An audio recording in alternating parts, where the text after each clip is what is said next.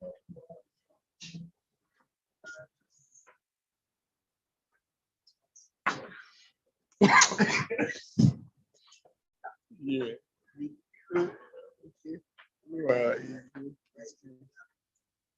Good.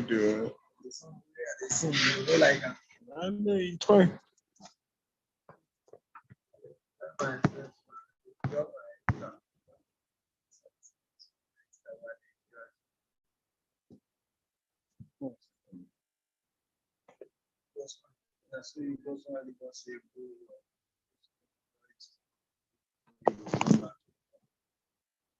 How many days?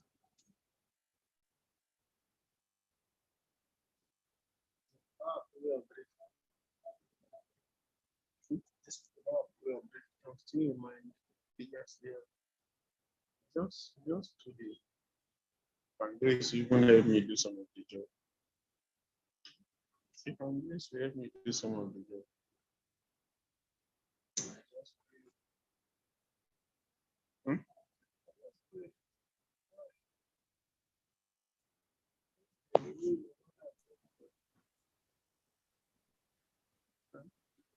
Hello, good morning, colleagues. Yeah, good morning, sir. You're welcome to I'm this session. better here now. I'm better here. Okay. Francis Jimmy, you're welcome. Yes, sir. Yeah, thank you, sir. All the best, sir. All right. Thank you very much, everyone. I can see Adiola Ayeni, you're welcome. Aishatu, Ahmed, Chinwe, Udeka, and Idem, that's Jimmy, Ezekiel Medawa. We have a Fidel Enenche.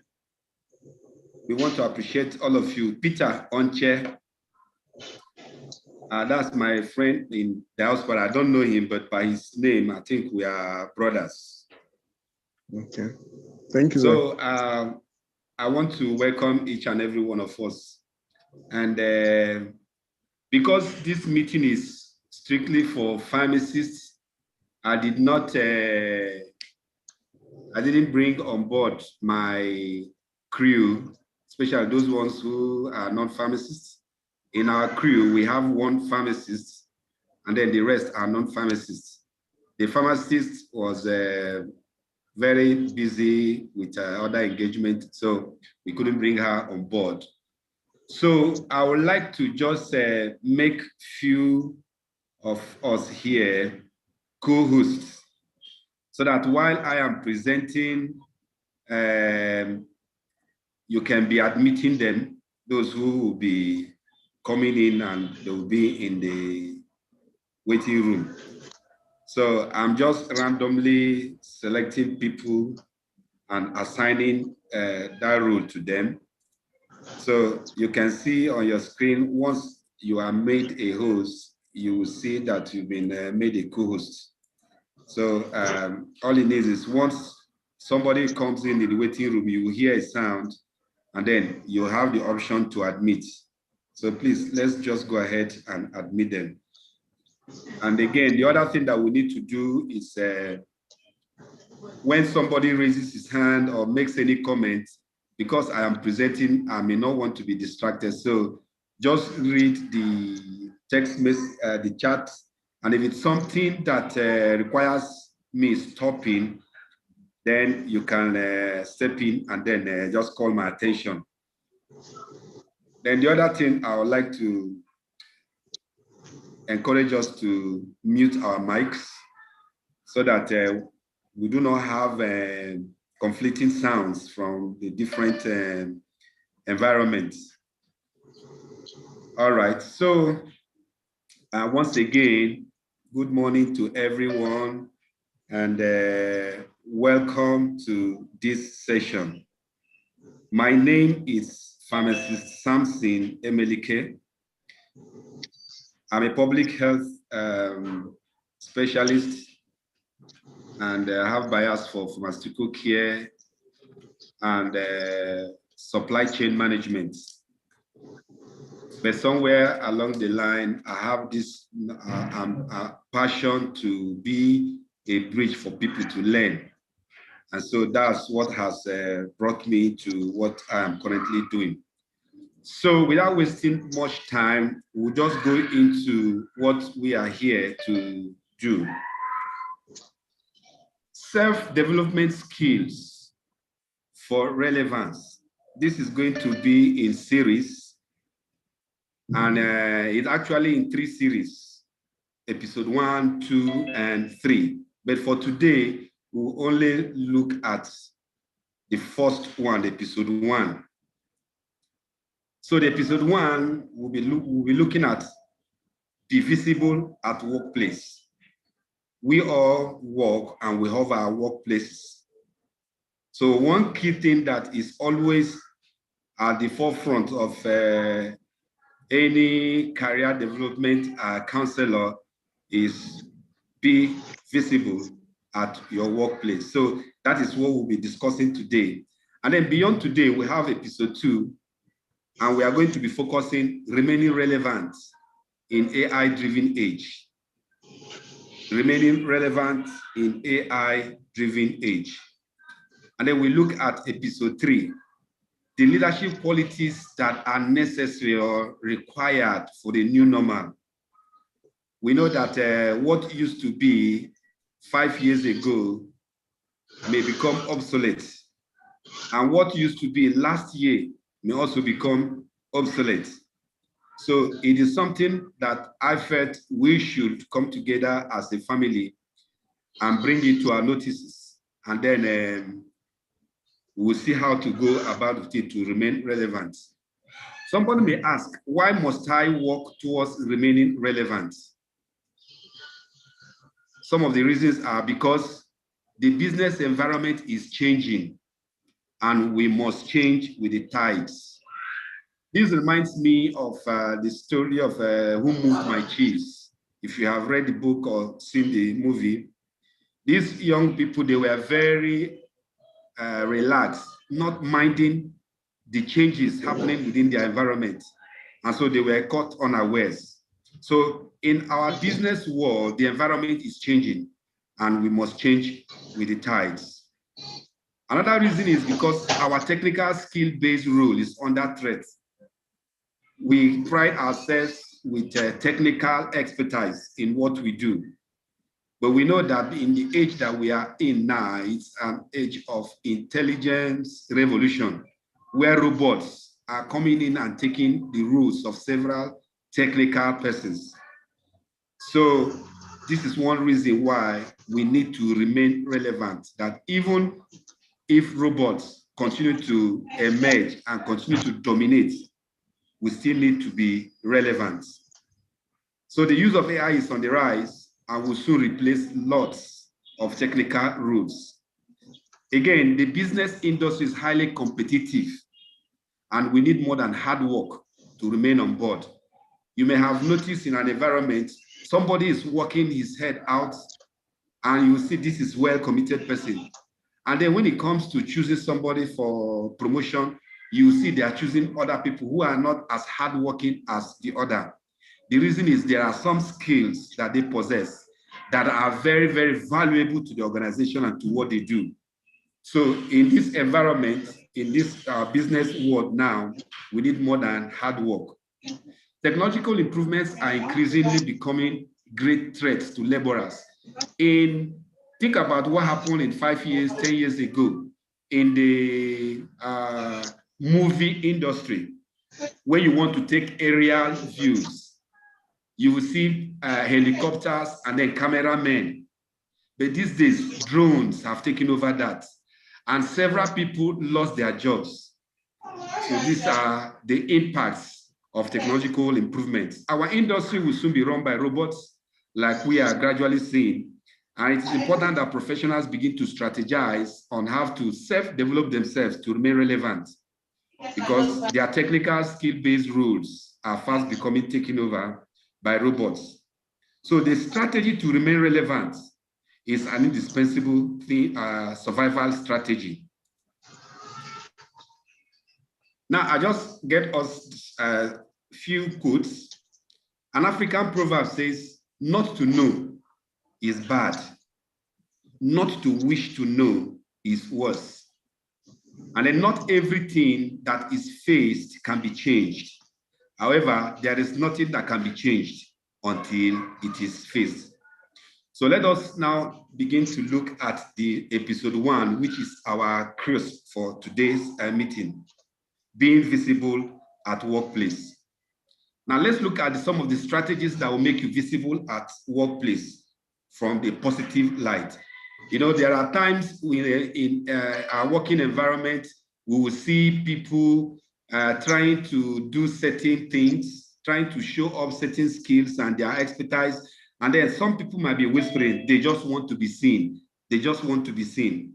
Those are some strategies. However, we'll look at them to see how you can actually make that without being pompous or without just stepping on people's toes.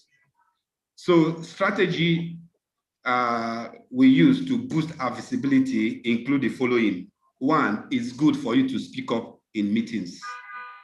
Some of us that graduated from School of Pharmacy, University of Jos, you may know one professor called Professor Kwasab. I don't know if he's still there. When he was teaching us pharmacology, 302, was it 302 or 301? I can't remember, but it was in our 300 level. He will come into the class, and then as he's teaching, he suddenly looks up and says, can someone tell me this, this, and this? What is this? What is this? He will just be scanning over, and then if he settles at you and tells you, my friend, please, can you quickly tell me what's the difference between autonomous and parasympathetic nervous system? And you will answer wrongly, he will say, my friend, please leave the class, you don't know it. And that is the end for you for that day. So one day when he came, he was coming towards me, I raised my hand. And they asked me the question, I failed it. And then he said, my friend, sit down, you don't know it. So I got to learn that if I speak up, if I raise my hand by myself and I fail it, I will remain in the class for the lecture. But if I wait to be called upon and I fail it, I will leave the class. So that was a strategy that I use whenever lecturers come to class. Then number 2, you need to strengthen the relationship you have with your boss. This is very, very key, because when time comes, he may be the one to refer you. No boss wants to work with somebody who is not at very good cordial relationship with him or her. Number 3, ask for high visibility projects. There are times there will be a project and people may think, who can go? Ask for it. It may take more technical expertise. It may also involve more work, more commitment, more of your time and resources. Ask for it. 4, volunteer to represent your team. There are times that your team, either your unit or even as an organization, as a team, would want to go out for something. Make that volunteer to represent your team. This is very, very key. Then you can also participate in learning opportunities. There are some organizations that want to present opportunity for them to upskill, to go and learn something. It may be taking too much of your time, but go for it. You are sending positive signals that may speak for you later on. These are some of the strategies. And then others are demonstrate your expertise. Some of the things that brought me to visibility in any organization I work with is there are certain skills that I have. I never allowed it to. They may not be required at the workplace, but I call people together and share it. And then it's a kind of a capacity building. I demonstrate my expertise, and that has really helped me. Form a mastermind group in where you work. Get people that will have similar focus. Create a group. However, it shouldn't be a group that will be seen as a an association that represent interest group. The organization may really frown at that. But a mastermind group that have the same focus towards what you have in mind in the organization. Grow your network. It's good to network. Keep networking. Get to know people beyond work level. or beyond work and professional level. Find a mentor. Your boss may be your mentor. Your boss may not be your mentor. So it's good for you to have somebody you can look up to learn, the person that can find time to teach you at the spur of the moment. And then finally, highlight other people's achievements. When people make good contributions, highlight it. Even in your report, take off, mention their names, mention that so and so person has done so and so thing, and that really resonated with you. So this way, you can increase your visibility without actually bragging or without stepping on people's toes. Now, this is what I have come up with. If you want to be visible, what is the roadmap? First, ask yourself, what skills do I lack that I need to acquire or I need to enhance? You answer that those are personal questions. You need to be very honest with your answer and your assessment. And then what are the available options for skilling? Assuming that you have identified them, you identify the ones you need to enhance, you identify the ones that you don't have. Then these are the various options that I have outlined. Number one, you can do on-the-job training, either directly or job shadowing. When you are working, where you are working and you know you don't have public speaking skill, try and learn it either as you are directly working or you over.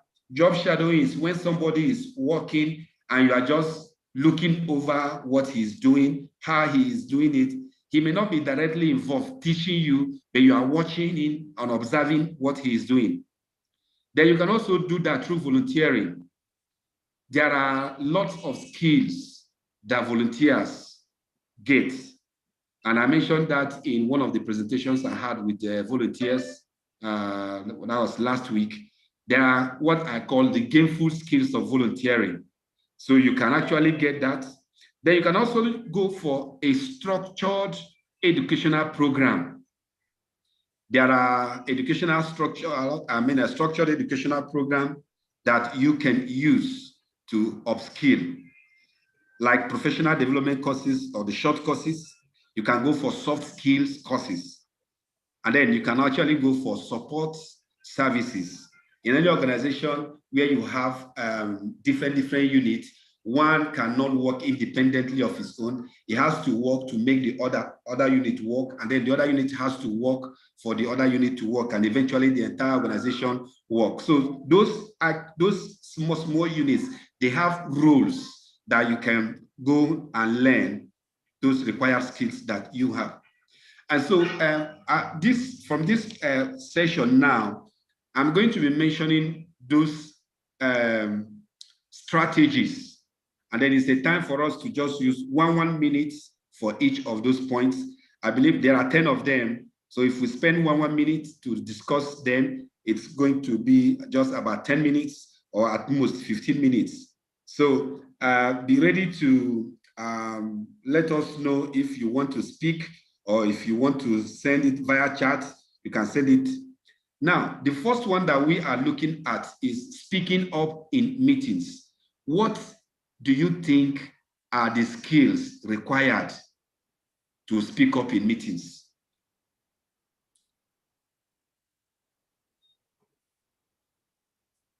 So we just have 1 minute for that. We can send in our chats, and then we go for the second one. And if you want to speak, you can raise your hand, and then you'll be called upon to speak.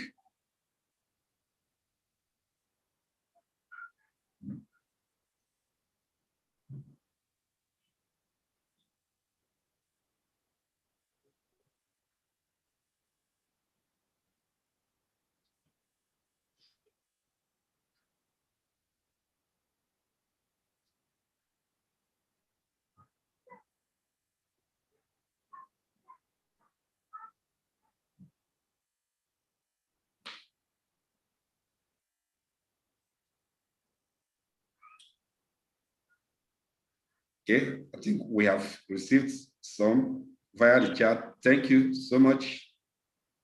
Then number 2, strengthen your relationship with your boss.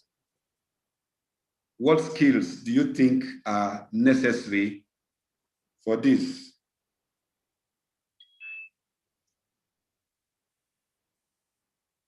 Okay, thank you, Jimmy, for that contribution.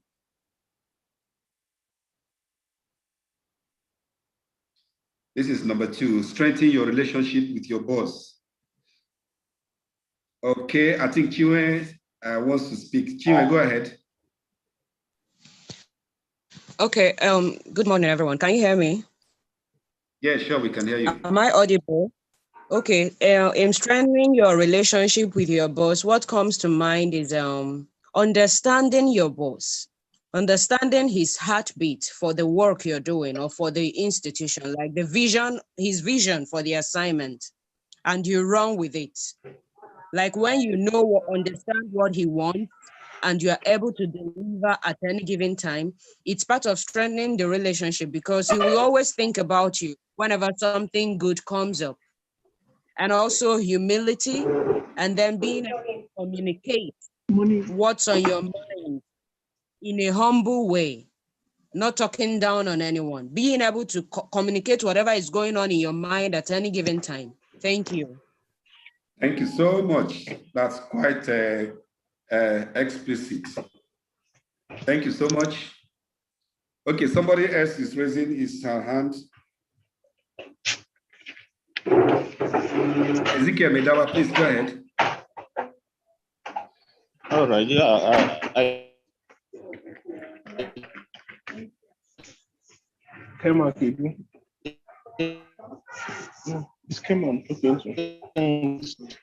strengthening relationship with bosses and that opportunity. The temptation is to begin to feel we can outshine them, which usually at the end of the day we get ourselves shot at the foot. Just as Chinwe said, you need to understand your boss. He is your boss. So giving you that opportunity to be visible doesn't mean you will now begin to look down or begin to play it your own way. You have to understand his mindset, how he wants things done. And even if you have suggestions, you should put it politely for him to see why it has to be done your own way. Most times we have this conflict where you see it your own way, your boss has his own perspective, and you want to force your own view on your boss. And at the end of the day, you just shut you down. So in as much as if we want to make it and we want to be visible, we need to play along with our bosses. When you get to the top, then you can gradually play things your own way. But as long as you're under somebody, you need to understand their line of thoughts and play along with them to remain visible. Thank you. Thank you so much, Ezekiel.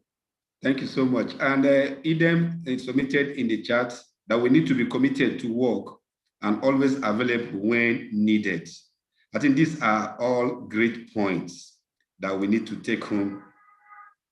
All right, so let's go to the next one.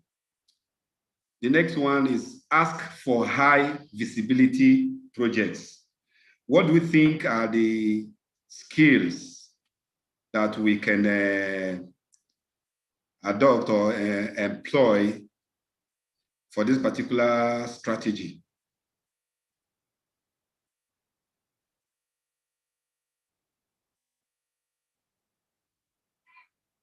Okay, Chinwe again. Fine, go ahead.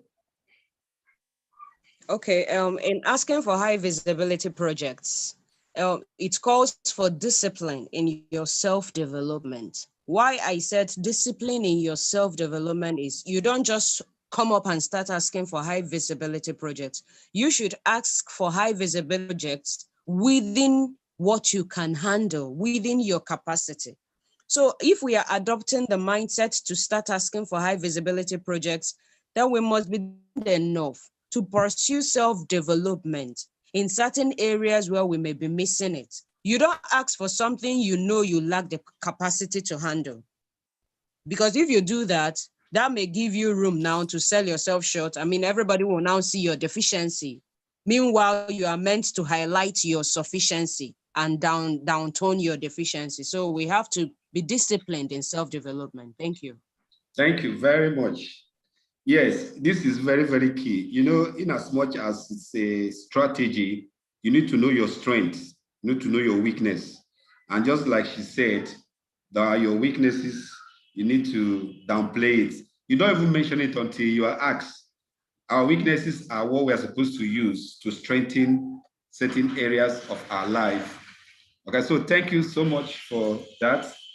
Now let's look at the next one. Participate in learning opportunities. What do we need to know or do need to have in this?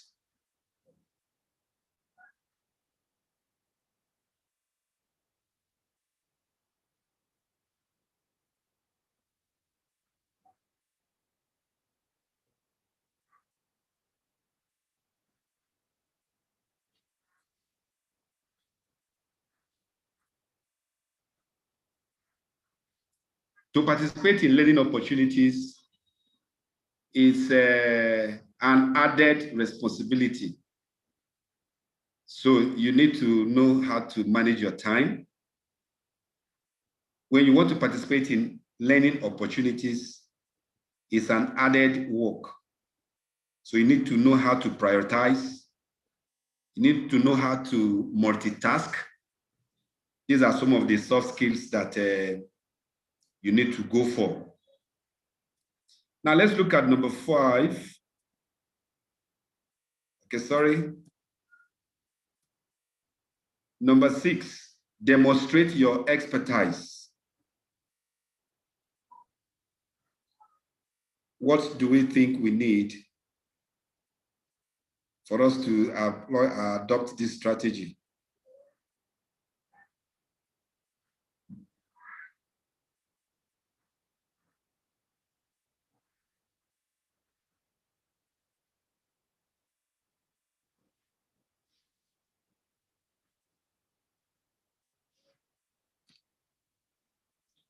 We also need to have good communication skills, because to demonstrate what you have will require your ability to communicate what you have.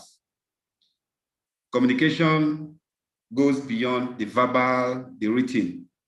There are non-verbal communication skills.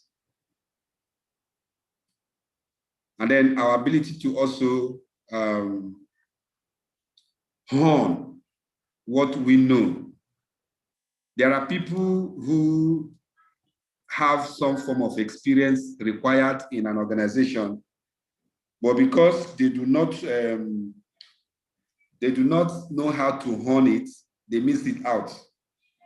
Thank you, Peter. I think he has mentioned also another very key skill, your ability or your confidence and your ability to demonstrate your skills. Confidence is very, very key, and self-esteem. There are people who have the stuff, but because they lack confidence, they lack that self-esteem, they may think, well, maybe nobody will even, people may think, I don't know it. They may start shooting errors. I mean, they're shooting at what I'm presenting, puncturing them, puncturing what I am trying to present, making me look unserious. So thank you for that, Peter. The next one is to form a mastermind group. What qualities or skills do you think we need to be able to do this?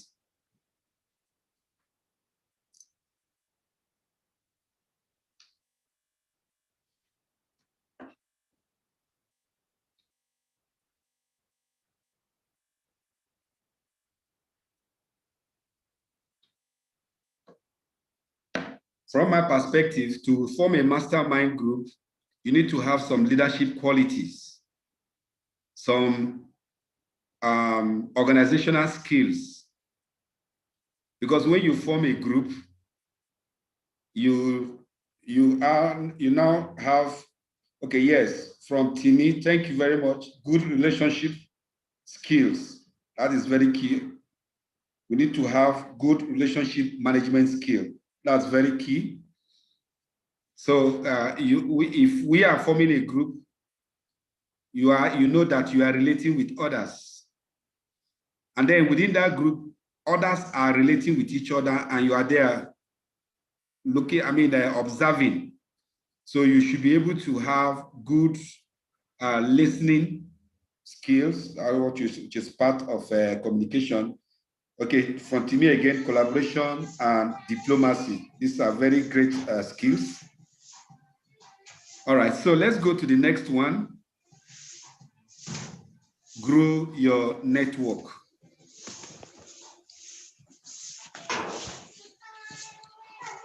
We seem to be having noises from the background. Okay.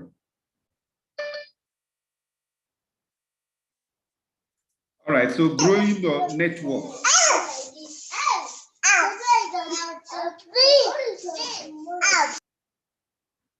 Growing your network.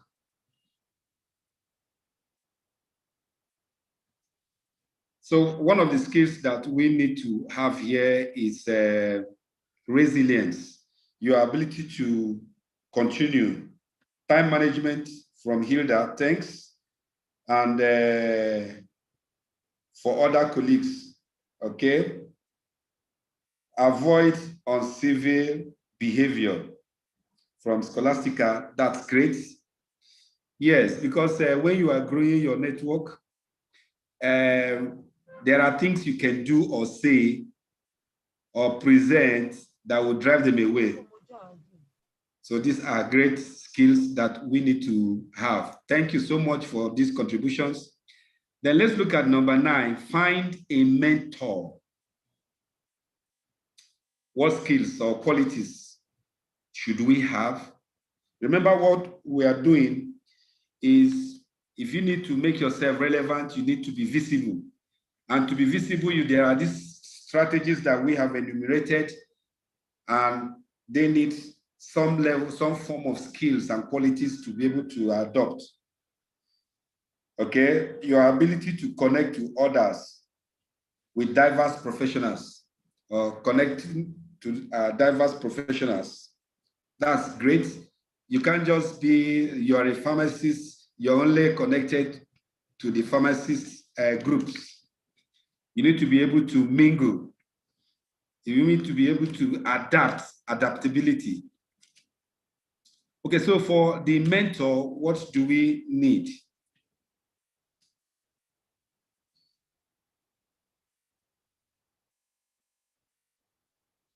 Finding a mentor. Okay, Chinwe's hand is up. Please go ahead and speak. In finding a mentor, I think, first of all, you have to define to yourself what you really want. What you really want. Then, whom do you think will be able to give it to you? Everybody can't be your mentor. So you need to actually know what you want. Then you have to look around you in your circle, in that your network. I mean, God has a way of giving us people. Sometimes when you're asking for something, God gives you that gift or answers your prayer in the form of a man or a woman. It takes sensitivity to know when you meet someone whom God placed in your path to help you in your career development or your spiritual growth or whatsoever. And this mentor should be reachable, someone you should be able to exchange ideas with, ask questions, not someone like you can't reach. You just take whatever the person says, hook, line, and sinker. You can't even ask questions, no feedback relays. I don't know if I made some sense at all. Sure. Thank you so much, Chinwe. And contribution from Jimmy, say identify who you can learn from that is relevant to your professional growth. These are key points that we need to watch out. And remember that a mentor is somebody you are looking up to. It must be somebody you have good respect for, because if you don't have respect for somebody, you may not be able to learn. All right, so there are several of them, but it's good that we have mentioned these few. Thanks to the contributors. Then number 10, highlight others' achievements. Highlight others' achievements. What do we need for this to be a good strategy for us? Okay, Chinwe. Highlighting others' achievements, it's one of the leadership skills one should have in your team. You should be able to appreciate them, even if they're not getting it right, but always talking down on the people whom you are managing. It doesn't do well for their morale. When you highlight their achievements, when they get it right, don't, because you're the head, you must take the glory. No, appreciate them, give glory to whom it is due in there. It will boost them and it would make them to want to give more. It mustn't be you seen all the time. Everybody mustn't see you as the one who does all the work.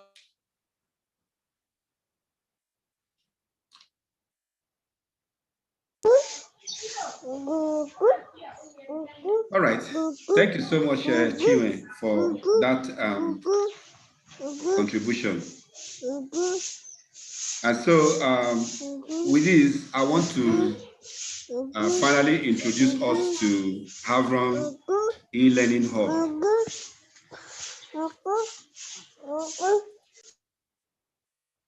I want to introduce us to Havron e-learning hub. Okay, there's another contribution to the previous one. So acknowledge other people's achievement, appreciate all. Yes, these are great skills that we must bring to the table. Now, Havron e-learning hub, it's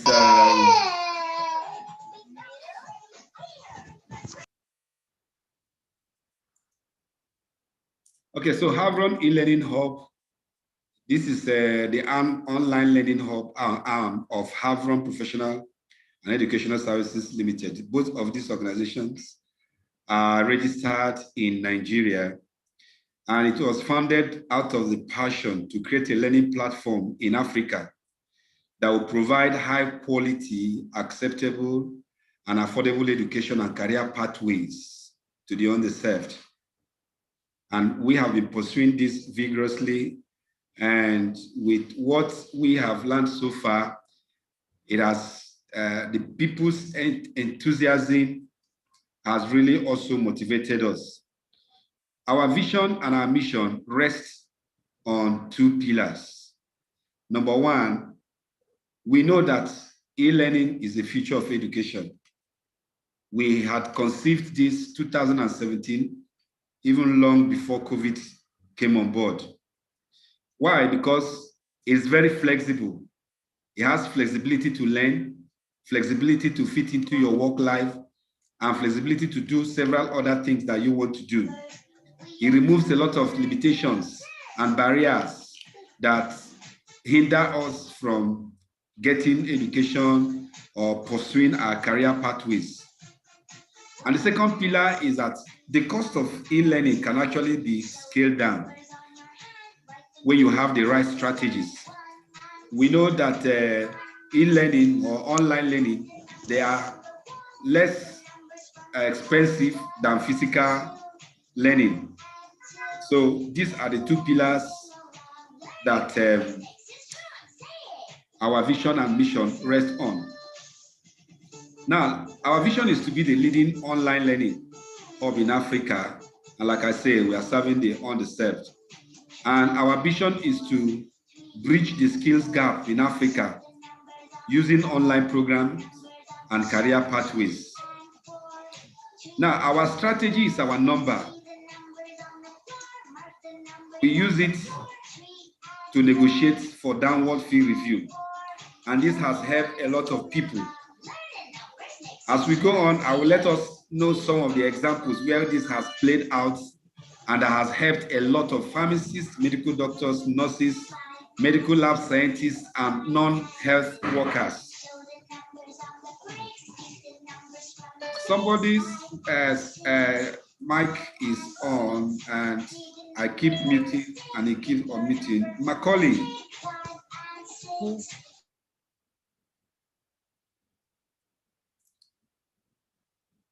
Okay, so I want to briefly talk about our catalog of programs.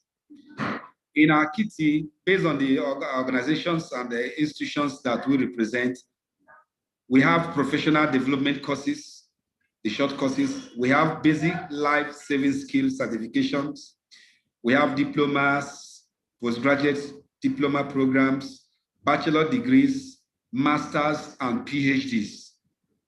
And our partners include University of Washington, UNICAF, James Lynn Institute, Empower School of Health, Texila American University, Nexus International University.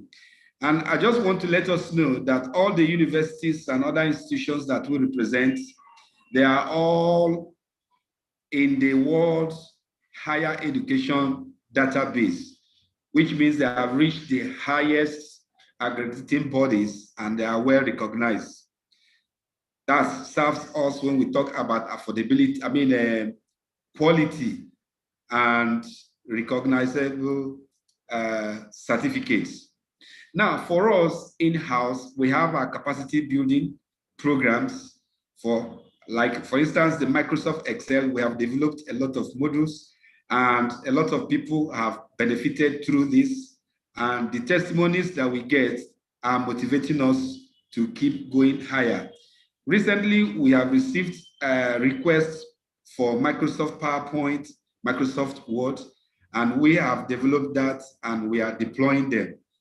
And then we have also a range of soft skills, like all the soft skills that we just mentioned, we have them. And the good thing about them is that they are more affordable. If it is not affordable, we are not in business with any organization. So the strategies that we have with the other universities is this, your cost, for instance, is $100, but you are getting them one persons, but we can give you the number, give us as $50. And so they are happy that we can give them the number, they give us at a discount rate, and then the student pay less through us. So if we get a course that goes for $100, we get it at $50, and we make the student to pay $60. That's how we create a win-win situation. The candidates are happy going through us. The universities are happy coming through us. So these ones, which are coming from our own in-house department, will also need to make it so much affordable to go in line with our ideology. So we have scholarships, and I want to briefly mention them. If you go to Empower School of Health website, this course, which is what they are well known with across the globe, is a course jointly developed with Kent State University in the US. Is a 12 months duration. The regular fee is $2,500 US. Now, they can give you a scholarship and you paid $1,750. But through Havron, and this is the only organization or a body that received this level of scholarship, we receive 40% discount. So students can pay $1,500. There were times that I had to negotiate with the university. It took us several weeks of negotiating to bring it down to $1,250. And we ran this program last year. It ended in November or December last year. Yes, we started it in July. Okay, so these are some of the opportunities that are available for pharmacists. Now, this meeting that we are doing right now is a new concept that we are running. I'm not talking about the scholarship, I'm talking about this presentation that I am making, that I say it's in series. And I desire that pharmacists should be the first partakers. The reason I'm making this is that the pharmacist has lost some ground from my own perspective in the procurement and supply chain industry. Any organization would prefer engaging a pharmacist for procurement and supply chain of public health commodities. But what we see today is that we even see medical doctors handling logistics. We see others. It's good that you have a medical lab scientist, but most organizations will prefer a pharmacist. But then when we don't have pharmacists taking up these roles, how will I put it now? We are leaving it out for non-pharmacists. And I think this is not what we should allow to go on. So this postgraduate diploma in global health procurement and supply chain management is a very lovely course. I have taken that. A lot of us have also taken it. And I know there are some people here in this meeting who have undergone this, this course. So it's a scholarship that I am making available for the pharmacists. Even though if others who are not pharmacists come for it, I won't say no. Okay, because the organization is also, it is actually for, it's not exclusively for pharmacists, because there are components of these that involve non-medical personnel, like the accounts department, like the procurement department, like the ministry people. They have roles they play, and this course showcased all those components. We have facilitated over 100 professionals to acquire this certificate. Then the next one is University of Washington, and I would like to really encourage us to be a part of these short courses coming up from this university, especially University of Washington and UNICAF. So currently, Havron has open registration for these 3 courses, which will begin in July. But we have resumed registration, and then the online registration at the university website will start in April. But like, yes, late April, 30th April, registration is going to start. For us, our strategy is also, what can we do to make it very, very affordable? We know that the dollar is rising, the exchange rate is rising. So the money that we get through this payment, we get the dollar equivalent ready for the payment. I know that by the time people may be ready to begin to make this payment, the fees will rise and go beyond what we have currently. So far, we have a good number. Like in project management, we have over 20 persons who have paid for that. Economic evaluation, a good number of people have paid, and then policy development and advocacy in global health. I want pharmacists to, these are courses that pharmacists can play active roles in. In our what's it called, the WhatsApp group, I'm going to share the syllabus of these 3 courses so that we can encourage as many that can partake of these courses to be part of it. If you are to go individually for these courses, it may cost you around $199. But studying through Havron, each participant can pay between $50 to $60 per course. And Havron has facilitated over 1,000 professionals to acquire these certificates, among others. There are about 7 or 8 courses that run from time to time from this university.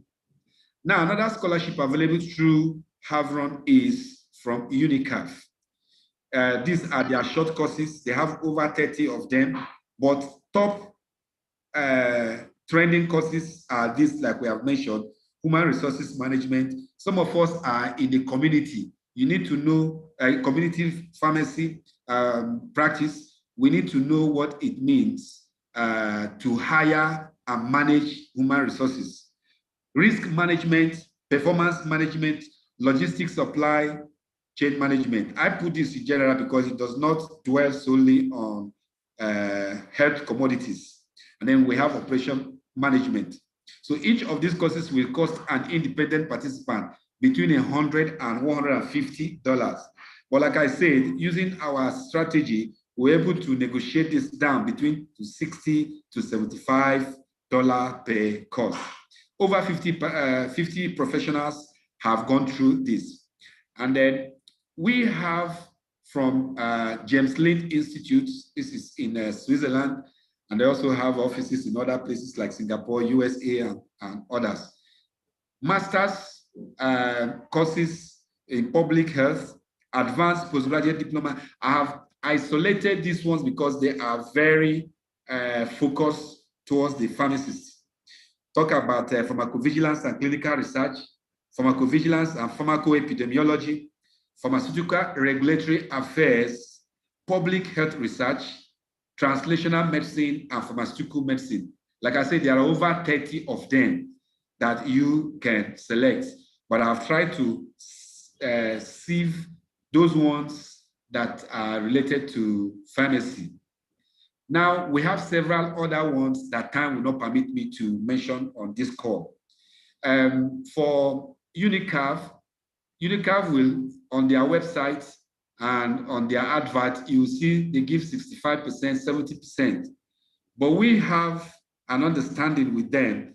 People can actually gain up to 80%. People can get up to 80% through Havron. We are not just saying these are things that have happened, and we have a lot of them that have passed through us. So with this, we have come to the end of episode 1. I want to thank you for your patience, for your participation. And I think we may just open the session now for question and answers.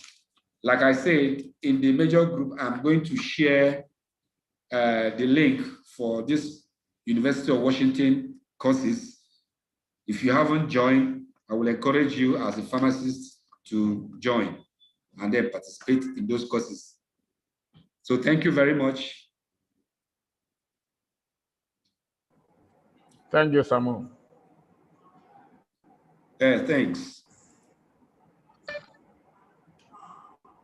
So if we have questions, we can either put them in the chat or we can raise our hand to speak.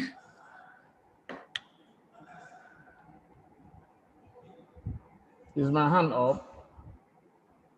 Not yet. I thought my hand is up. I want to make a comment, sir. Okay, please go ahead. All right, thank you so very much. I want to say it's been quite insightful and interesting being a part of this program. I also want to appreciate you for such an elaborate presentation across the entire episode. A little concern, just looking at the last part of the presentation, I think that's Lynn University or something. The course on diploma in pharmaceutical medicines, I have a slight concern. What are we really looking at? Is it a lower degree for the pharmacy profession? Because I'm looking at it as, like, instead of, say, B.Pharm, you now look at another level lower by calling it diploma in pharmacy. Would it not, at the long run, dilute the practice of pharmacy? What is actually the content of diploma in pharmaceutical medicine? What are we looking at? For the traditional medicine, I'm not bugged about that. I'm over, sir. Okay. Thank you. Maybe if there are others, okay, I will be responding to this later. If I see a hand, then we can look at that. Now, these are, in fact, for you to get this, it's expected that you must have a BSc. It is not in any way a lower B.Pharm, no. You know, it's also like there are some, for instance now, certificate in biostatistics, certificate in epidemiology. Now, epidemiology is a key component of Masters in Public Health. So getting a certificate in epidemiology does not give you a lower level of master's program, no. But it's just a kind of refocusing. Say, okay, I, as a pharmacist, I am a bachelor degree holder in pharmacy, but now I want to narrow my specialization in pharmaceutical medicine, not up to masters in pharmaceutics. So you asked about the content. I will share the content. I have the modules for all these programs. So I am going to share this with you. And again, it's good for us to know that these are the courses that have been accredited worldwide. You know, so people who are practicing pharmacy outside the shores of Nigeria at that level, they must have looked at this for it to be approved. Okay? This school is affiliated with Telematica University in Italy. In fact, that is the institution that offer their master's program. Okay, so I'm going to share this with you, and then also the website of this school so that you will see the level of accreditation they are into and the other things they do.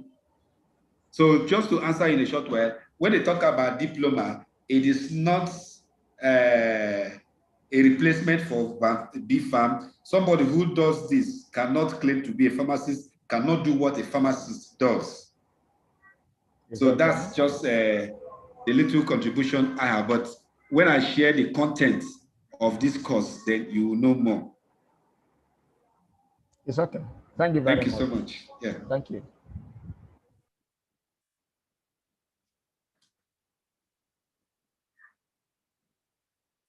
Okay, so yes, I'm going to share the slides via email. Yes. Thank you very much, Scholastica. So if there are no further questions, I want to thank you for your time, for your patience. And then we will now look out for the other ones, the other episode 2, where we mentioned the other 2 that we will be looking at. Let me just go there and let's look at them. We are going to find time to schedule a time for that. Remaining relevant in AI-driven age. There are some qualities and some skills that we need to imbibe or acquire. And then the third one, we look at the leadership qualities for the new normal. So thank you so much for your attention, and you'll hear from me. God bless you. And have a very lovely Easter celebration.